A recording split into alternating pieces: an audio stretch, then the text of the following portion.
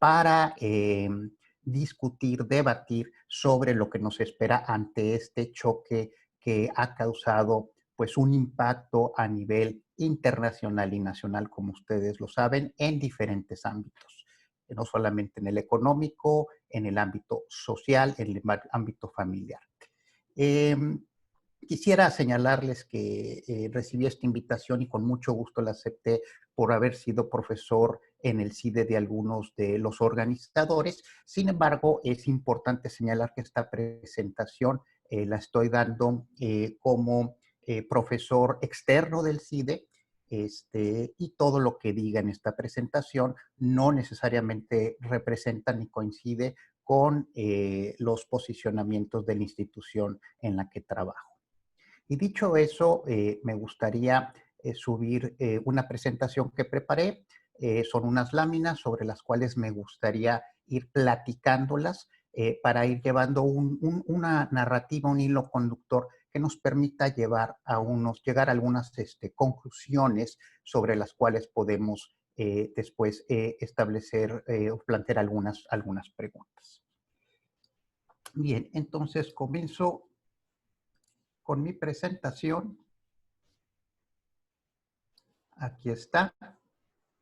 Espero que todos los estén viendo. Bien, y comenzamos. Rápidamente les voy a dar un vistazo a los temas que vamos a ver. Son muchos temas, pero por cada uno vamos a dedicar máximo una lámina. Entonces realmente quiero terminar un poco en el tiempo, que son los 45 minutos.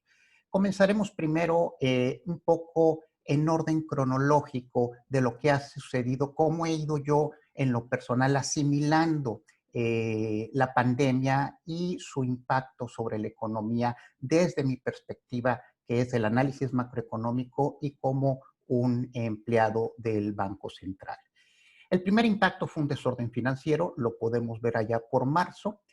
Entonces, en ese mes nos planteamos qué efectos va a tener este fenómeno que le llamamos la pandemia derivada del coronavirus en la economía mundial y en la economía nacional.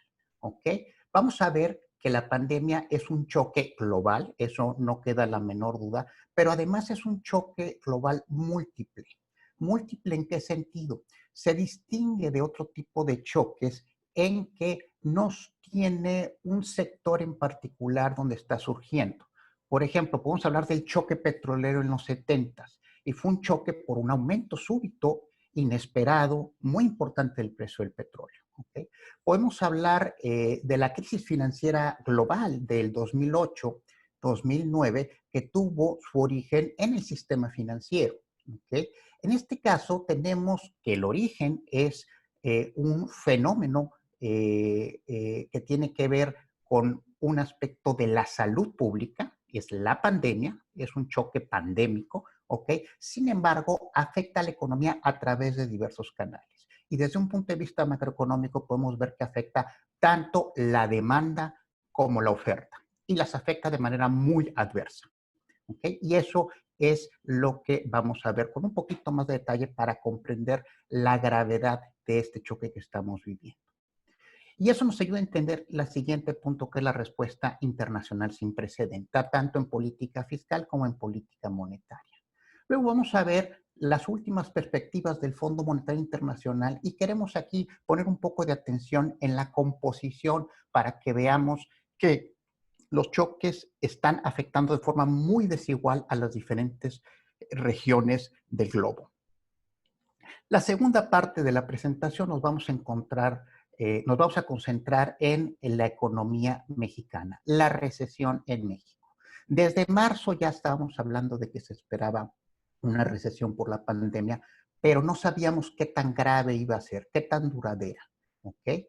Ahora ya tenemos con la información que tenemos una mejor idea y nos preguntamos, bueno, ¿por dónde puede venir el empuje para recuperarnos? ¿Ok? Vamos a ver un poquito la última información que tenemos de la coyuntura económica para ver si nos puede dar una pista. Naturalmente hay que comentar, porque es muy importante en este contexto, la evolución de la inflación. Actualmente todo el mundo está preocupadísimo con razón por la caída de la actividad económica, por las pérdidas de empleo, pero es muy importante ver la evolución de la inflación, ver cómo se ha conducido la política monetaria y las diversas medidas financieras que ha implementado el Banco Central desde su trinchera, desde donde tiene sus instrumentos para poner en la mesa lo que le corresponde poner. ¿Ok?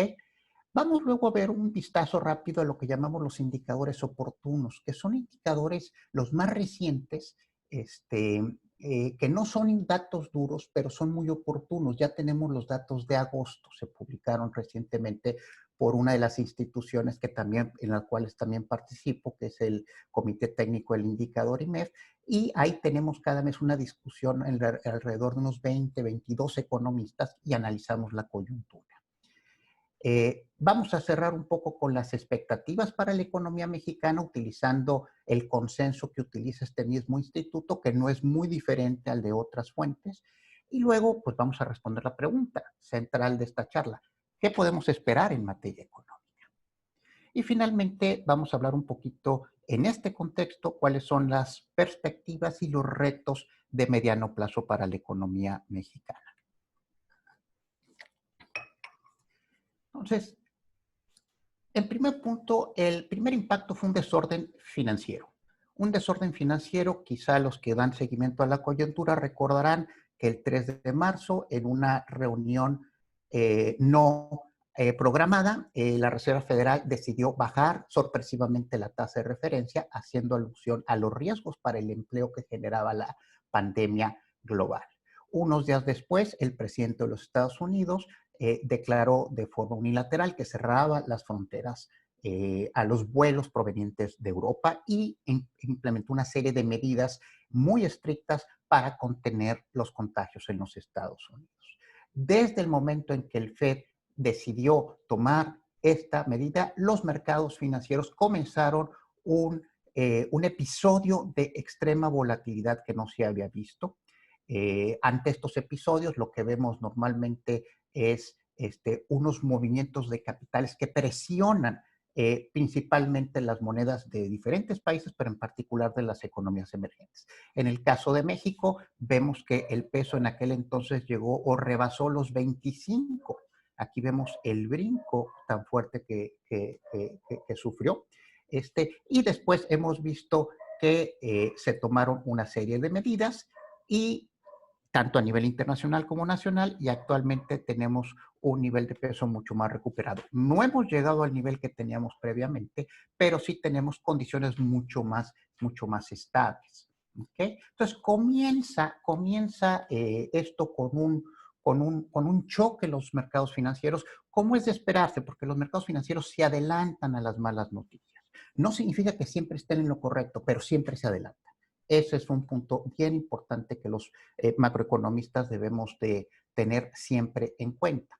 Ahora, en ese entonces recibí una invitación del Museo Interactivo de Economía para grabar una cápsula junto con otros colegas que también son divulgadores de la economía sobre la coyuntura que estábamos viviendo. En ese entonces se cerró la economía, entre ellos se cerraron los museos, y entonces el MIDE nos invitó a dar nuestra opinión. Y en ese entonces, pues yo me concentré, bueno, ¿qué efectos tendría el coronavirus en la economía? Y quiero traer esas reflexiones un poquito porque nos van a ayudar hacia adelante para poder ponderar cómo ahora con más información ha ido evolucionando estos factores. Entonces, uno de ellos era que iba a ser determinante de la recesión, la profundidad y duración dependería de la duración misma de la pandemia.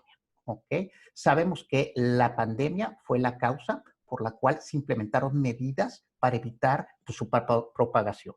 Estas medidas son de confinamiento, cierre de actividades económicas y obviamente hay un dilema muy fuerte porque cerrar actividades económicas tiene un costo económico y social muy severo, pero no hacerlo también tiene un costo en términos de salud y podía tener efectos más graves en el mediano y largo plazo. Entonces es una decisión difícil, pero se tomó en todo el mundo con diferente grado de eficacia y de severidad en la implementación, pero fue la línea que se tomó.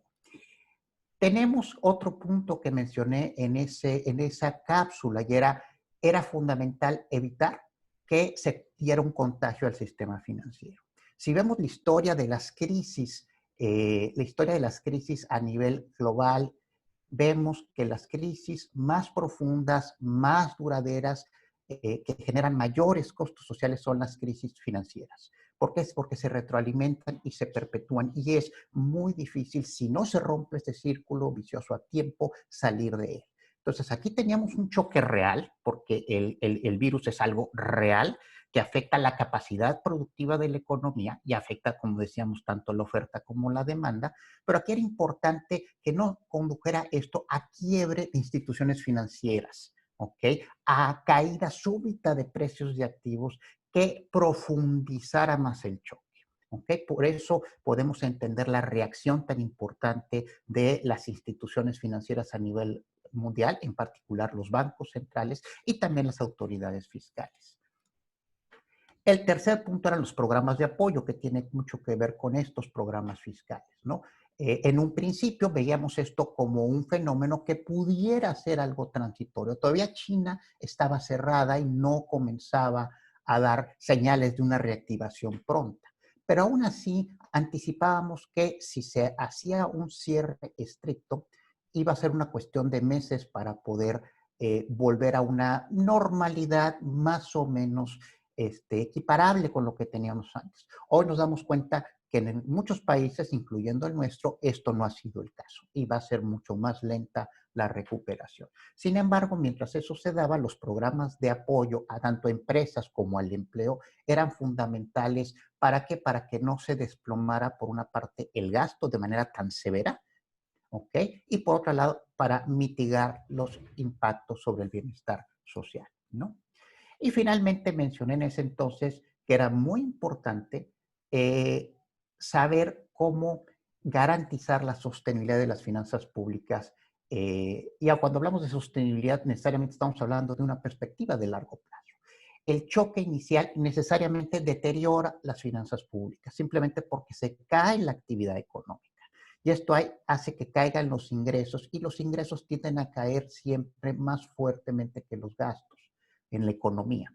¿Okay? Y eso es parte natural de un choque adverso. ¿Okay? Además, por las características de este choque, se necesitaban invertir en salud, cantidades muy importantes, en pruebas, y dar apoyos a las personas para que pudieran llevar esta situación en el momento de que sus trabajos estaban suspendidos, ¿no? Esto implica mayor gasto, ¿no? Aquí lo importante era que una vez que las cosas empezaran a normalizar, se tomara una senda donde se diera seguridad, se diera tranquilidad de que se estaba haciendo lo correspondiente para mantener la sostenibilidad de las finanzas públicas. Esto fue el primer análisis en marzo. Ahora bien, vamos a ver qué podemos decir ahora. ¿Qué ha pasado desde entonces? Ya estamos en septiembre, ¿ok? Ya pasaron varios meses. Y aquí lo que podemos ver es que, por una parte, la pandemia creció a niveles que en ese entonces nadie nos imaginábamos, ¿ok? De tener el 31 de enero 9.824 confirmados, al día de hoy tenemos 29 millones en todo el mundo. Y de tener 213 decesos, ahora tenemos 924.706 decesos en todo el mundo. Además de ser un problema que en ese entonces todavía no estaba catalogado como una pandemia, era una epidemia que estaba delimitada hacia China, ahora vemos que está prácticamente en todo el mundo. Al ver esta gráfica entendemos por qué se llama pandemia. Y otra cosa, el epicentro de esta pandemia fue cambiando de Asia, de China, hacia Europa y de Europa hacia los Estados Unidos y economías emergentes, incluyendo entre esas a la nuestra, ¿no? Entonces, en términos de la pandemia, hemos visto de forma continua que los pronósticos que se estaban haciendo de forma subsecuente cada vez se tenían que modificar. El pico de la pandemia se fue extendiendo, ¿no? A la fecha, parece ser que ese pico ya se alcanzó en México, ¿ok? Por las razones que sean, ¿ok? Sin embargo, la tasa hacia abajo va muy despacio, ¿ok? Y esto puede hacer que se prolongue mucho más de lo que pensábamos en las consecuencias de esta pandemia. Si bien ya se ha ido paulatinamente reabriendo la economía y eso ya está reflejándose en los indicadores económicos, las condiciones en las que se están abriendo la economía definitivamente no son las condiciones en las que estábamos previamente operando y esto, como veremos más adelante, puede llevar bastante tiempo. Ahora, para este fenómeno tan importante, hubo una respuesta internacional sin precedente y esta respuesta fue principalmente en las economías avanzadas y fue tanto en el ámbito fiscal como en el ámbito monetario. ¿Okay? Y aquí estos datos que provienen del Fondo Monetario Internacional nos pueden dar una idea para comparar cuál fue la reacción que se tuvo en la crisis financiera global del 2008-2009 y la reacción que se tuvo ahora en 2020, tanto en el cambio de la deuda gubernamental como en el balance fiscal. ¿Ok? Esto viene siendo datos para todo el mundo, es decir, aquí no estamos separando por economías avanzadas y economías emergentes, ni tampoco economías en desarrollo. Sin embargo, sabemos que gran parte de estos apoyos, tanto fiscales como monetarios, se han dado en las economías avanzadas, comenzando por los Estados Unidos. ¿No? Entonces vemos cómo en la crisis financiera global, en el 2009, el aumento de la deuda global fue de 10.5. Ahora tenemos un aumento de 18.7%. Y de forma congruente con ello, lo vemos también en el déficit público. ¿Ok? El aumento en el déficit público fue de casi 5 puntos del PIB, mientras que ahora fue de 10, ¿no? Entonces, obviamente estamos viendo una reacción, una respuesta sin precedentes, precisamente anticipando el alcance que iba a tener esta pandemia, ¿no? Por otro lado, tenemos las políticas monetarias de los diferentes bancos. Aquí estamos viendo las economías avanzadas. Vemos solamente una parte, lo de las tasas, y podemos ver que tenemos una disminución de las tasas después de un proceso de normalización. Tenemos una nueva disminución y las perspectivas es de que las tasas se mantengan en niveles bajos por un periodo prolongado. Adicionalmente, se acompañaron estas medidas de medidas no convencionales, de compras de activos en los diferentes países para facilitar la liquidez dentro de la economía, para apoyar a empresas e instituciones financieras, para evitar que esta severa recesión que se estaba viendo pudiera convertirse en un problema financiero global. ¿Ok? Un poco el mismo temor que se tenía en el 2008-2009, pero ahora la reacción fue todavía más fuerte. ¿Por qué? Porque se tuvo un fenómeno que atentó contra lo que vienen siendo los procesos productivos globales, que hay una gran integración, las cadenas de valor se suspendieron, muchas de ellas, o operaron parcialmente, y además este choque viene a darse en un contexto muy complejo para la economía global. ¿Okay? La economía global en los últimos 2 años había mostrado señales de una ligera recuperación, pero con riesgos a la baja en el crecimiento muy importantes, asociados principalmente con temas como los conflictos comerciales en Estados Unidos y China. ¿Okay? Con una puesta en escena de una serie de barreras arancelarias y no arancelarias como parte de este conflicto que no tenía una solución en el corto plazo. Y en este contexto se da la pandemia, ¿no? Entonces, esto puede explicar en una parte o ayudar a entender una parte por qué la respuesta tuvo que ser tan grande, ¿no? Ahora, tomando en cuenta estas medidas, aún así, fíjense cómo las economías avanzadas no lograrán recuperar el nivel de PIB que tenían al cierre del 2019 en el horizonte pronóstico de acuerdo a estas previsiones del Fondo Monetario. Estas son las últimas que tenemos. El próximo mes vamos a tener una actualización. Vamos a estar muy atentos porque todos queremos saber cómo va esta recuperación que estaba planeada para el segundo trimestre. Sin embargo, aquí podemos ver que las economías avanzadas se prevé que caigan un 8%, pero el siguiente año solamente van a crecer un 4.8%. Eso significa que no van a llegar al nivel que tenían antes de que comenzara la pandemia en términos del PIB real, mucho menos en el PIB per cápita real. ¿Ok? Ahora bien, la economía global sí lo va a hacer. Fíjense cómo la economía global va a caer en 4.9 y va a subir en 5.4. Esto que se explica fundamentalmente por el comportamiento que se prevé para las economías emergentes. De caer un 3.3 van a subir 5.9. Pero dentro del bloque de las economías emergentes y en desarrollo hay diferencias muy importantes. Esto se explica fundamentalmente por China. China, que fue donde empezó y donde tuvo, tuvo una fuerte caída durante el primer trimestre. Fíjense que este año, a pesar de esa caída, va a crecer un 1%, que esto es algo pues terrible para China, dado su crecimiento poblacional, pero aún así va a ser pues aparentemente el único de los bloques que va a tener crecimiento este año. Sin embargo, para el siguiente ya va a estar creciendo un 8.2, ¿ok? En cambio, si vemos otras economías emergentes, veamos el caso de Latinoamérica, va a caer en 9.4 y va a subir 3.7. Entonces vamos a quedar muy por debajo de lo que teníamos antes de la pandemia. Y aquí tenemos los casos de Brasil y México que son muy similares en cuanto a los niveles, ¿no? Aquí el fondo trae una caída del PIB de 10.5 con un crecimiento de 3.3 para nuestro país. Vamos a ver un poquito más adelante, vamos a platicar un poquito más sobre las perspectivas para México. Bien, ahora la recesión en México, ¿de dónde puede venir el empuje? Bueno, aquí quisiera comenzar destacando que la caída que vamos a ver en el PIB este año no tiene precedentes, ¿ok? En esta gráfica que está un poquito borrada por los efectos de diseño, ¿ok? Pero pues esta gráfica es la histórica del PIB trimestral, ¿ok?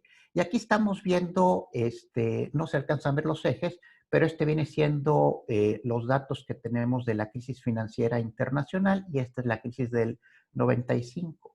Son cambios trimestrales. Bueno, ahora vimos una caída del 17% más o menos del PIB. Es una caída que no se había observado, presumimos, desde el tiempo de la Gran Depresión. Desgraciadamente no tenemos datos del PIB en los 30 y en los 40, al menos no de forma disponible y oficial en las estadísticas del INEGI, porque en ese entonces no existían esas estadísticas, pero se pueden estimar de forma indirecta cuánto se contrajo la economía. Y bueno, pues va a ser el choque más fuerte que se da en México y en muchos países del mundo desde la Gran Depresión. Ahora, en este contexto nos podemos preguntar, bueno, de dónde puede venir un poco la recuperación. Y vamos a combinar esto también con qué tipo de estímulos y políticas de respuesta se han implementado, ¿no? Para responder, primero podemos ver uno de los componentes de la demanda, que son de los más importantes. Sabemos que el consumo ocupa en todas las economías más del 60%, por lo general, de lo que viene siendo el PIB. ¿Okay? Bueno, en México podemos ver que desde antes de la pandemia, desde el año pasado, ya veíamos una moderación del consumo. ¿Ok? Cuando viene la pandemia y que en marzo se decretan las medidas de aislamiento, viene una caída muy fuerte que viene dándose en el mes de abril, de marzo a abril, y todavía en mayo cae, ya en junio se ve una recuperación. ¿Okay? Ese es el último dato que tenemos grabado, pero fíjense cómo esta recuperación es parcial, o sea, todavía no estamos muy lejos de los niveles de antes. Entonces, un poco si queremos ver en lo que, si este componente de la demanda va a ser el que va a jalar en los próximos meses a la economía, pareciera que por aquí no va a venir. ¿Okay? Si vemos el siguiente componente importante es la inversión. Y aquí vemos la inversión fija bruta y aquí la historia es un poquito más preocupante ¿Por qué? Porque la trayectoria a la baja de la inversión fija bruta comenzó desde muchos años antes atrás. Hay diferentes factores que están explicando esta caída de la inversión. Podemos hablar de los programas de fiscales que se implementaron en la administración anterior. Luego tenemos la candidatura y el triunfo del presidente Trump, que generó una serie de incertidumbre en México, pero también tenemos temas internos, ¿ok? Tenemos temas de Estado de Derecho, de seguridad, ¿ok? Y recientemente con la nueva administración también tenemos temas en términos de contratos, en términos de proyectos con el sector privado, de certidumbre para la inversión. Entonces, todo esto explica pues esta tendencia que va hacia la baja. Claramente la pandemia vino a ser un choque adverso, se deteriora, igual que con el consumo, cae a un mínimo en abril y en junio ya vemos un incremento, y este incremento de hecho es un poco más importante. ¿Ok? Este, Sin embargo, todavía estamos lejos de lo que teníamos antes y además que es muy bajo del promedio que traíamos durante los últimos años, ¿no? Entonces, aquí este es otro tema que es fundamental para ver las perspectivas a largo plazo, porque la inversión tiene dos efectos. No solamente tiene efecto corriente en la demanda agregada, sino también tiene un efecto en la oferta, ¿ok?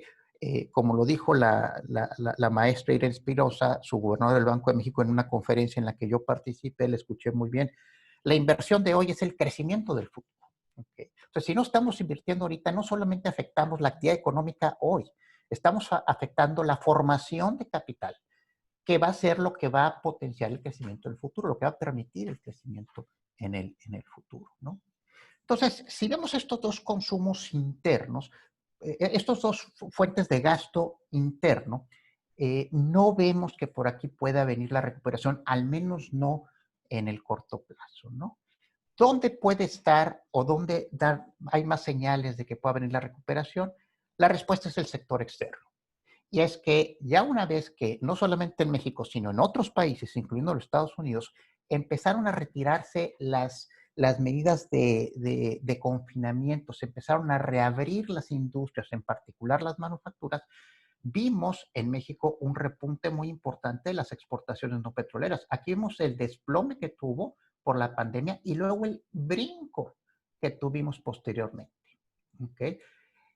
Ahora, si vemos qué explica esto, son las manufactureras. Y aquí vemos la caída de las manufactureras y el regreso. Ojo, todavía no estamos al nivel que teníamos previamente, ¿ok? Pero sí tenemos una fuerte recuperación. Entonces, es lógico pensar, ¿ok? Que vamos a observar que este repunte que estamos pronosticando, que estamos esperando para la segunda mitad de este año, pues se ha impulsado en buena medida por el sector exportador, ¿ok? Por las manufacturas y en particular, pues va a contribuir la industria automotriz, ¿ok? Comentaré un poquito más sobre eso hacia adelante. Ahora, ¿qué medidas han implementado las autoridades en México durante la pandemia? Aquí es bien importante destacar que después del desorden financiero que se vio, que estalló a nivel global en marzo, el Banco de México también actuó como otros bancos centrales en países avanzados, economías avanzadas y economías emergentes, actuó con bastante oportunidad, ¿ok? Para prevenir que estos choques deterioraran el funcionamiento ordenado de los mercados financieros. Entonces se diseñaron una serie de medidas y entre ellas vino como una política de acompañamiento a esa ayuda para el buen funcionamiento de los mercados financieros, la disminución de la tasa de referencia. La tasa de referencia ya venía disminuyendo desde unos meses antes, ¿ok? Desde un tiempo antes, lo teníamos en función de que las proyecciones de inflación para el Banco de México le estaban permitiendo ir normalizando, retirando gradualmente esa restricción monetaria para lograr su meta en el periodo que opera la política monetaria. Sin embargo, a partir de la pandemia, aquí apenas se alcanza a ver pero aquí va bajando despacito y a partir de marzo empezó a bajar en 50 puntos en cada sesión hasta llegar a la tasa actual de 4.5%. ¿Okay? Esta medida fue acompañada de 15 diferentes medidas financieras que fueron anunciadas durante marzo y abril y que se han ido perfeccionando a través del tiempo y se pueden distinguir entre cuatro grupos. Una son para proveer liquidez y restablecer condiciones de operación en el mercado de dinero. ¿Okay? Sabemos todos que la función fundamental del Banco de México es proveer monedas y billetes a la economía y en la consecución de ese objetivo debe procurar mantener o procurar proteger el poder adquisitivo de la moneda, que implica mantener una inflación del 3% puntual. ¿Okay? Sin embargo, en condiciones extremas como la que vimos, donde el funcionamiento de los mercados está en riesgo, los bancos centrales deben de garantizar que estos mercados funcionen bien. Y entonces hay diferentes acciones que pueden contribuir a ese objetivo. Son medidas temporales, son transitorias y han tenido, junto con el entorno internacional que también se tomaron una serie de medidas, tuvieron un efecto favorable en los mercados. El otro grupo de medidas fueron para promover el comportamiento ordenado de los mercados de valores gubernamentales y de valores corporativos. Okay, sabemos que estos mercados son esenciales tanto para que el gobierno pueda obtener sus recursos para financiar sus actividades y los valores corporativos es para que las empresas puedan seguir operando, okay, produciendo y generando empleo, ¿no? Ahora, también se preocupó por fortalecer los canales de otorgamiento de crédito, especialmente para las empresas pequeñas y medianas y para las personas, ¿ok? Y por supuesto, mantener el comportamiento ordenado en el mercado cambiario.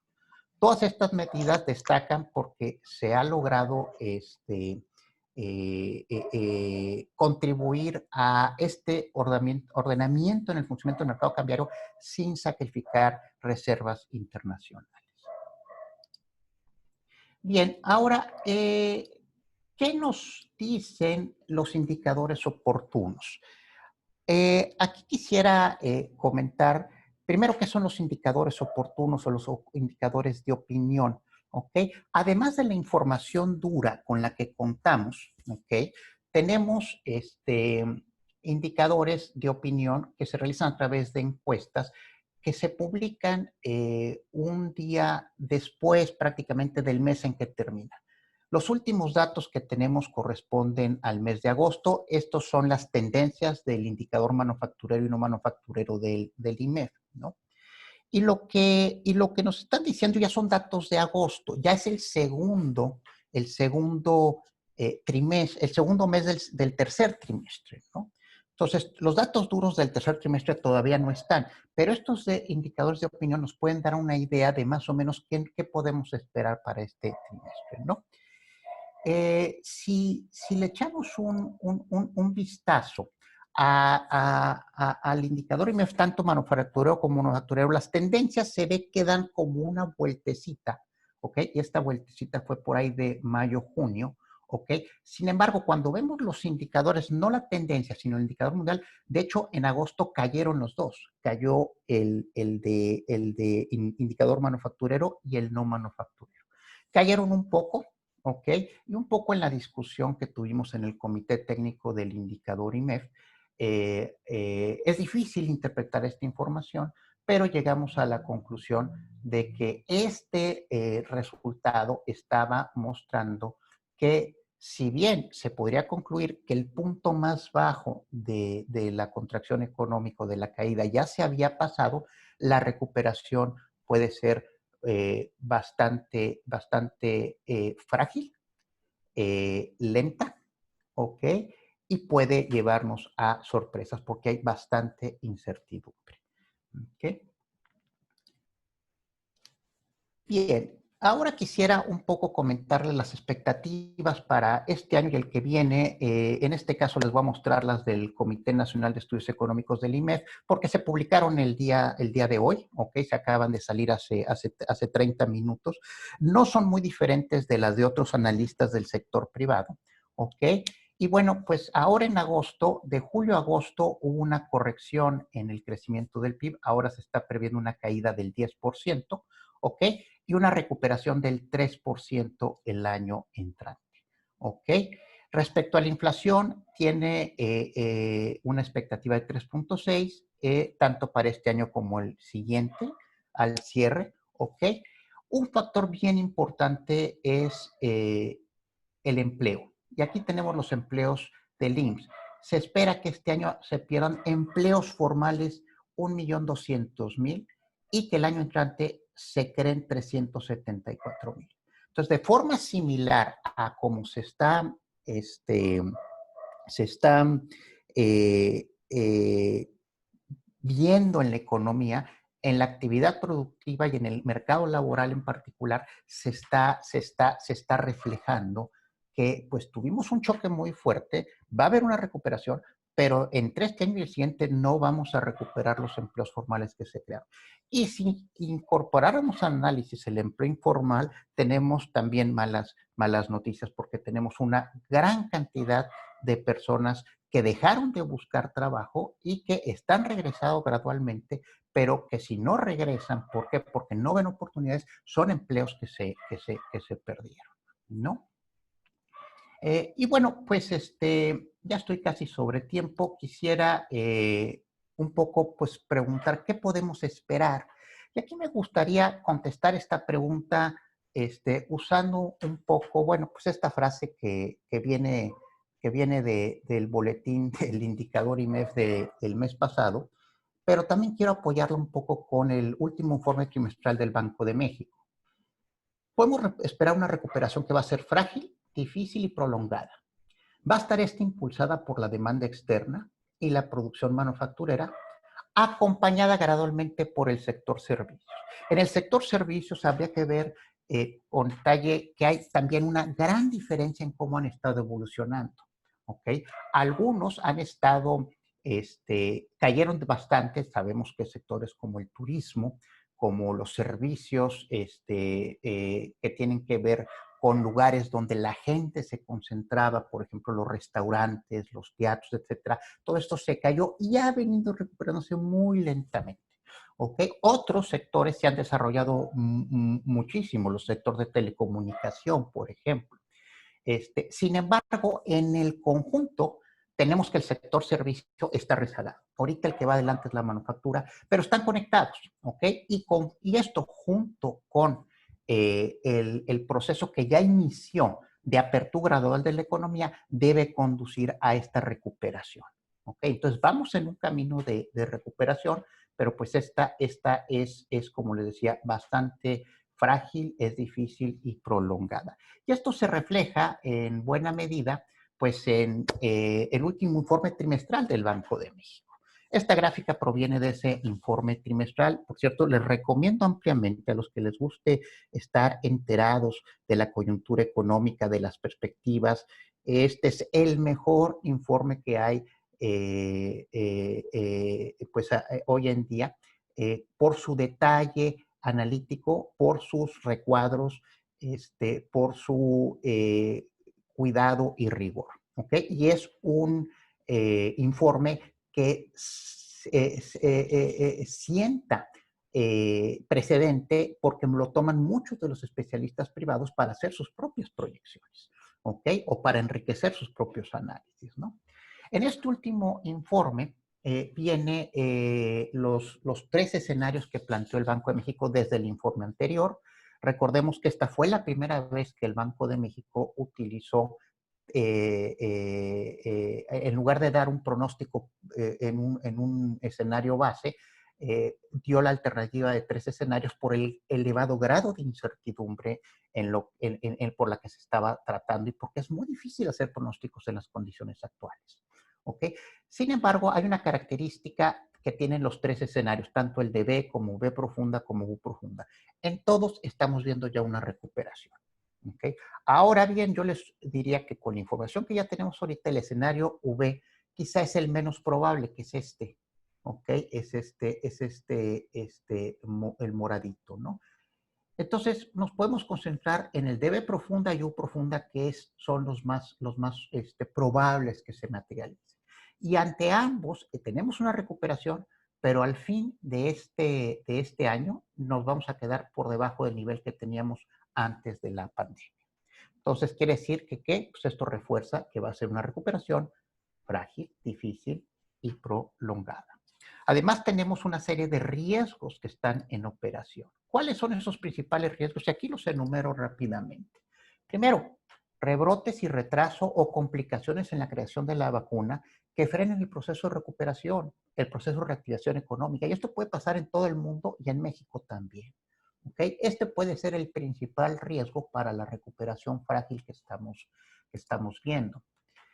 Asociado con lo anterior, por esta u otras razones, no podemos descartar nuevos episodios de volatilidad financiera, ¿ok? Que genere tensión en los mercados financieros nacionales, ¿ok? Al principio de esta pandemia, en marzo, tuvimos una depreciación del tipo de cambio que llegó a 25, como lo mencionaba al principio de la exposición. Pero al mismo tiempo la economía se estaba contrayendo. Y entonces en ese informe trimestral el Banco de México argumentó que el grado de incertidumbre para la inflación era muy elevado, porque había factores que la estaban jalando hacia abajo y factores que la estaban empujando hacia arriba. ¿Ok? Uno de ellos, por supuesto, es la evolución del tipo de cambio y eso está relacionado con los episodios de volatilidad financiera, ¿no? Es algo que debemos de observar con mucho cuidado. Hoy en día, después de varios meses desde que se elaboró aquel informe y que vimos este, ese fenómeno materializarse, vemos que la inflación se ha mantenido elevada. Pareciera que el efecto que estábamos anticipando de la brecha del producto del el efecto cíclico sobre la inflación, sobre el efecto desinflacionario, no ha sido tan fuerte como lo pensamos y otros factores han estado en juego. Claro, ahí se puede argumentar que hay choques de precios relativos, precisamente derivados de la propia pandemia. Lo vemos si desglosamos la inflación, vemos dentro de las mercancías, vemos las mercancías alimenticias que han tenido un impacto muy fuerte, mientras que la de servicios ha venido bajando. Sin embargo, en el margen, hay señales ahí que generan un poco de preocupación, de focos amarillos que debemos de considerar hacia adelante, ¿no? Eh, Algo que es bien importante y debemos tomar en cuenta es los efectos de largo plazo sobre la productividad. Y aquí puse dos ejemplos, nada más, el cierre de empresas, muchos de los cuales puede ser un cierre permanente, ¿ok? Y la pérdida de empleos, estos que decía que estaban estos millones de personas que dejaron de trabajar y que no están buscando trabajo. Y hay un fenómeno muy conocido en macro que se llama histéresis, y es que entre más profundo es el desempleo y dure más, se puede tener efectos irreversibles sobre la productividad. Irreversibles, pues, en un periodo de mediano plazo, ¿no? Y eso puede afectar el desempeño económico, ¿no? Además, aquí no estamos incorporando, se necesitan estudios, pero tenemos efectos sobre la educación, sobre el cierre de escuelas, sobre la efectividad que puede estar teniendo el estar dando las clases a distancia, ¿no? Esto sobre todo en niveles de educación básica y media, ¿ok? Y este es un fenómeno también en diferentes países, ¿no? Y bueno, pues así como la inversión, decía yo, la inversión física es el crecimiento de mañana, la inversión en capital humano de hoy son la calidad humana, los empleados de calidad que van a sacar a la economía adelante en el futuro, ¿no? Entonces, el mismo argumento se puede utilizar, ¿no?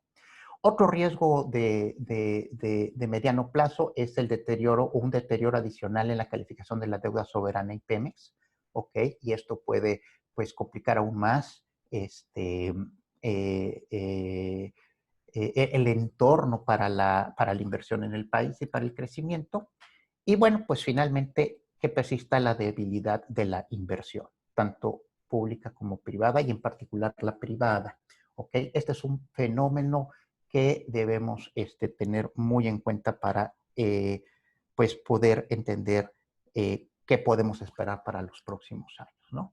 Y finalmente, ¿cuáles son los principales retos que veo yo en este contexto?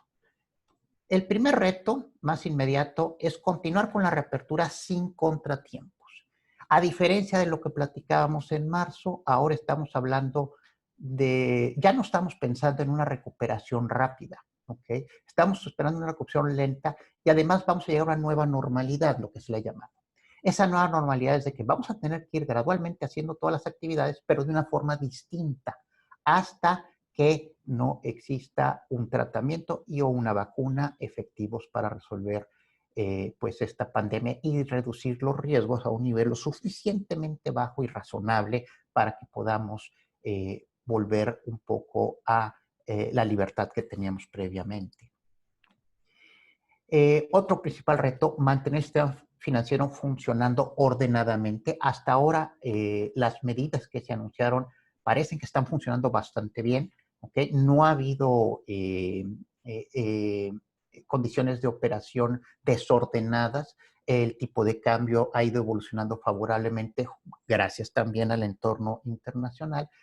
Pero ojo, los riesgos financieros no han desaparecido. Tenemos una economía que se va a contraer alrededor del 10% este año. Algunos dicen que 8, pero 10. Bueno, en cualquiera de los dos casos, es una contracción muy fuerte. Eso va a tener que tener un impacto sobre la capacidad de pago de las personas que son deudoras. ¿Okay? Y eso se va a reflejar en los balances de los bancos.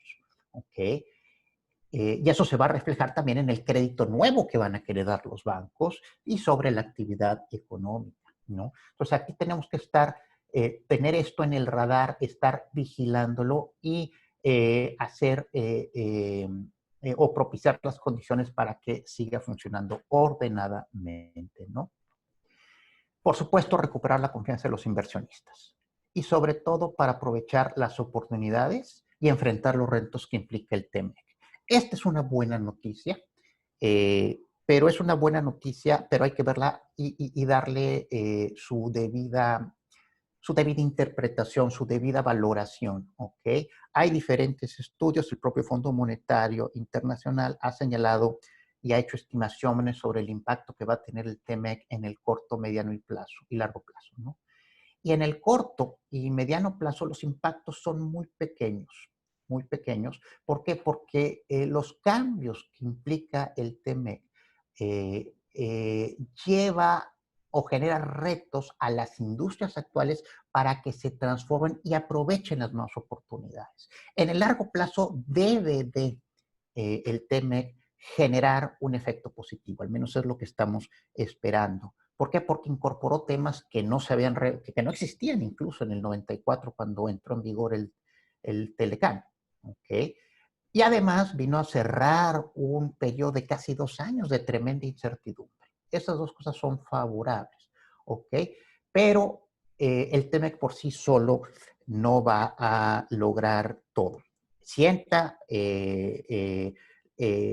una base muy sólida, ¿ok? Con implicaciones jurídicas a nivel internacional que deben irse permeando y aterrizando, pero se necesita también hacer un esfuerzo para recuperar la confianza y estimular la inversión privada, ya que la inversión pública es insuficiente, los recursos del sector público son insuficientes para realizar toda la inversión que se necesita. ¿Ok? Y tenemos también otro de los retos principales, es diseñar una estrategia fiscal que garantice la sostenibilidad de las finanzas públicas.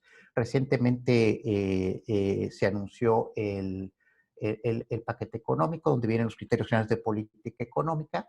Es muy importante que se haya manifestado nuevamente la importancia que le está dando la administración actual en mantener la sostenibilidad de las finanzas públicas. Pero ojo, aquí es importante no confundir sostenibilidad de finanzas públicas con equilibrio fiscal.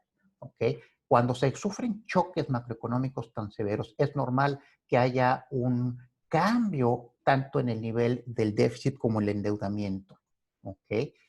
Aquí lo importante es que se sienten las bases para que con el tiempo esa necesidad de mayor gasto y mayor endeudamiento lleven a una situación de normalización con el tiempo que genere confianza para que los inversionistas nacionales y extranjeros sigan financiando las actividades productivas. ¿Okay? Y bueno, pues ya aquí quisiera concluir la presentación y dar un espacio con mucho gusto para preguntas y respuestas. Y muchas gracias por su tiempo. Excelente. Doctor Ernesto, muchísimas gracias por esta tan clara presentación con unos indicadores que yo creo que nos van a dejar reflexionando en esta sesión. Y bueno, vamos a dar pie a las preguntas que se han planteado en el discurso a través del chat. Entonces, doctor, le voy a plantear 2 o 3 preguntas. No sé si usted considere mejor que lo hagamos de una por una o le planteo 2, 3 preguntas y usted nos contesta al final. Pues si quiere, plantéeme 3 preguntas, aquí las anoto y veo por dónde empiezo. Excelente, muy bien, muchísimas gracias. Entonces, bueno, una pregunta muy específica que nos hicieron fue, doctor, ¿a qué le atribuye la disminución del registro de intereses en la cuenta corriente de la balanza de pago para el segundo trimestre de 2020, sobre todo en la parte del crédito? Otra pregunta también que ha sido bastante recursiva por la preocupación que se tiene con respecto al país es, bueno, con la carga excesiva de deuda externa en el conjunto de las economías, así como sus efectos en el corto plazo, ¿le convino a nuestro país no endeudarse? Y bueno, también otra pregunta que ha sido muy latente es, si bien nos mostró las expectativas de crecimiento para el cierre de este año y para 2021 y que aún así no es suficiente para recuperarnos, pues la pregunta es, ¿cuánto tiempo se considera que va a tardar nuestro país en recuperarse? Y si de largo plazo se consideraría aplicar una política expansionista o restrictiva. Muchas gracias, doctor. Lo escuchamos. Ok, de acuerdo, muy bien. Bueno, pues quizá voy a empezar por la segunda, sobre la forma en que se manejó un poco la respuesta fiscal ante la pandemia. Aquí yo quisiera partir señalando de que, como dije en la presentación, efectivamente hubo una respuesta sin precedente de estímulos o apoyos fiscales, pero estos fueron muy superiores en las economías avanzadas que en las economías emergentes. Y la razón es muy sencilla. El espacio para implementar políticas expansivas. Cuando hay un ambiente de gran tensión financiera, es muy distinto para economías avanzadas como los Estados Unidos que para economías emergentes como la nuestra, ¿no? Entonces, esto es importante, se debe tomar en cuenta porque dentro de esta estrategia que se tenía de dar una señal de seguridad para, en primer lugar, normalizar los mercados financieros y evitar que una crisis real se hiciera una crisis pandémica, era dar confianza en los mercados y esto en cierta forma puede haber influido en la decisión. Ahora bien, sí hay un debate sobre si se debió haber endeudado más el gobierno o no. Y aquí hay diferentes opiniones. Yo lo que les puedo decir, y lo he escuchado de diferentes colegas que tienen distintos puntos de vista, es que eh, situaciones como las que estamos viviendo, donde hay una contracción de la actividad económica tan fuerte, son de los casos en los que el endeudamiento se puede justificar. ¿Ok? Se puede justificar un mayor endeudamiento precisamente para suavizar la caída del consumo, ¿ok? Suavizar la caída de la inversión y después pagar en el futuro ese endeudamiento, ¿no? Entonces, sin embargo, esto es más fácil decirlo que hacerlo, ¿no? Existen diferentes restricciones y bueno, pues las decisiones que se fueron tomando, pues fueron las que en su momento la autoridad fiscal consideró las más adecuadas y desde esa perspectiva, pues nosotros en el banco tenemos que tomar en cuenta ese entorno para poner de nuestra parte lo que nos corresponde, ¿no? Eh, Respecto a ¿cuánto tiempo tardará la recuperación? Esta es una pregunta bien importante y muy difícil de contestar, ¿ok? Si se fijan todas las proyecciones que yo hice o que planteé aquí, son proyecciones para este año y el siguiente. Y en todos los casos, pues no llegamos al nivel de PIB que se tenía previamente. He visto algunos análisis y estudios con proyecciones de mediano plazo, ¿no? Del sector privado, ¿no? Y algunos están previendo que esto pudiera llevarse hasta el 2024. ¿Ok? Sin embargo, son proyecciones. Lo que sí sabemos es que esto no se va a recuperar en un par de años. ¿Ok? Y es muy importante que se sienten las bases para recuperar la inversión, para que podamos acelerar ese proceso. ¿Ok? Respecto a la caída de los intereses en el segundo trimestre en la balanza de pagos, tendría que ver en particular ahí el rubro. No traigo aquí los datos desglosados, ¿ok? Imagino que son los intereses netos que entran en la cuenta corriente, ¿ok? Este, puede estar relacionado en parte con la propia caída de la tasa, pero tiene que haber algún otro factor. Pero la verdad no quiero darles una explicación que no sea precisa, entonces preferiría dejarla sin contestar esa pregunta.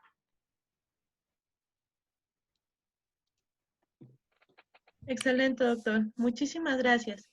Bueno, pues vamos a continuar para ajustarnos a los tiempos de la agenda. Doctor, no sé si usted nos quisiera hacer un comentario adicional. Bueno, pues como comencé, quiero felicitarlos por esta iniciativa. Me parece que cuando en marzo quise ver el lado positivo de la pandemia, dije, bueno, a ver, ¿qué nos va a dejar? Bueno, y la verdad es que abre muchas oportunidades, ¿ok? Este tipo de conferencias, estar dando clases en línea, yo tenía 18 años de no dar una clase en la Facultad de Economía de la U de Nuevo León y ahora lo puedo hacer porque lo puedo hacer en línea y a distancia, ¿no? Entonces, nos hemos dado cuenta que mucho del trabajo que hacíamos cotidianamente lo puedo hacer más efectivamente sin trasladarnos y haciendo usos de la tecnología.